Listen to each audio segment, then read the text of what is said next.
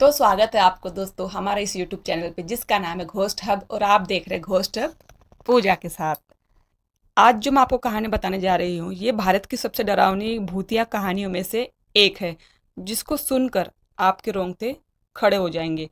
और आपको ये कहानी सुनने के बाद आपके मन में क्या विचार आए और आपको कितना डर लगा और कितना नहीं, हमें कमेंट्स में ज़रूर बताइए। तो चलो बढ़ते हैं आज की कहानी की ओर।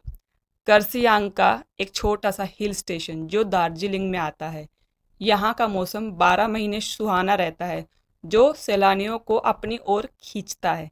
यहाँ का मौसम जितना मनमोहक है उतना ही यहाँ का मौसम जितना मनमोहक है उतना ही वहाँ पर हुए हॉन्टेड घटनाएं लोगों को दहशत में रखता है। कार्सियांग में दो जगह है, एक विक्टोरिया बायज स्कूल और उसी से सटा हुआ डाउ हिल जंगल।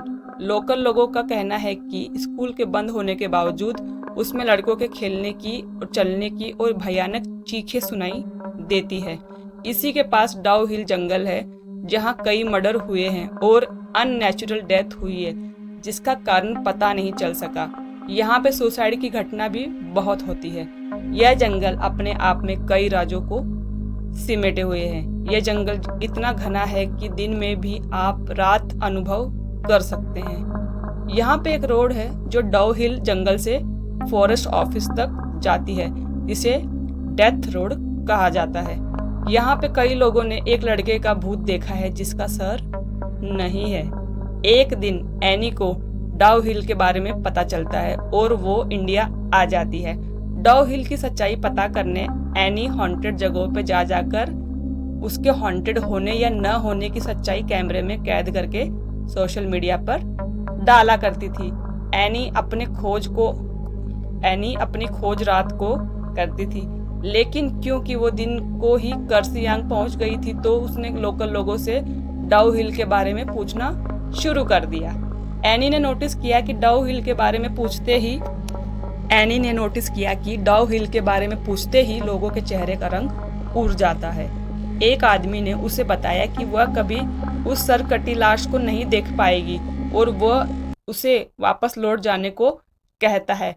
यह सब सुनकर एनी होटल चली गई और जैसे ही शाम हुई एनी निकल पड़ी लोगों के बताए हुए डेथ रोड पर अपना कैमरा लेकर। अचानक से ठंड बढ़ने लगी। एनी अपने कैमरे में उस जगह के बारे में बताते हुए आगे बढ़ रही थी कि उसका पैर किसी चीज से टकराया और वो गिर पड़ी। एनी को लगा शायद रास्ते पे पड़ी हुई कोई लकड़ी या पत्थर होगा, लेकिन जैसे ही वह उठकर पीछे मुड़कर उसने देखा तो वह क्या देखती है कि वहाँ पे कोई पत्थर नहीं बल्कि किसी के पैर से वह टकराई थी। और देखते देखते वो पैर जंगल के अंदर चला गया, जैसे कि किसी ने उसे खींच के जंगल में अंदर ले गया। एनी इतना तो समझ गई कि डाउ हिल को हॉन्टेड होने का तो टैग मिला है वो सच है। अब एनी को डर लगने लगा था, लेकिन उसकी छानबीन अभी भी पूरी नहीं हुई थी। किसी तरह हिम्मत जुटाकर वो डेथ रोड पर आगे बढ़ती रही। अचानक एनी के सामने से एक बूढ़ी औरत रोड क्रॉस करके जंगल में चली गई। एनी भी चुपचाप बिना कोई आवाज किए उस औरत के पीछे चलने लगी। वो सब कैमरे में कैद कर रही थी। चलते चलते उसे ऐसा महसूस हो रहा था कि कोई उसका पीछा कर रहा है। अचानक उसके कानों में आवाज आई, एनी वापस चले जाओ।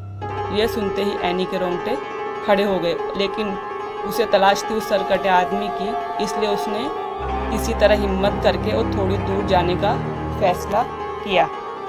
थोड़ी दूर जाकर जब वो वापस मुड़ी तो उसने देखा जंगल में घने पेड़ों के बीच से दो लाल आंखें उसे देख रही है। ये देखकर एनी जोर से चिल्लाई और भागने लगी। भागते भागते उसके कानों में अजीब अजीब सी आवाजें गूंजने लगी, कभी किसी के रोने की आवाज तो कभी किसी के हंसने की आवाज। किसी तरह एनी उस डेथ रोड से बाहर निकल आई और होटल चली गई।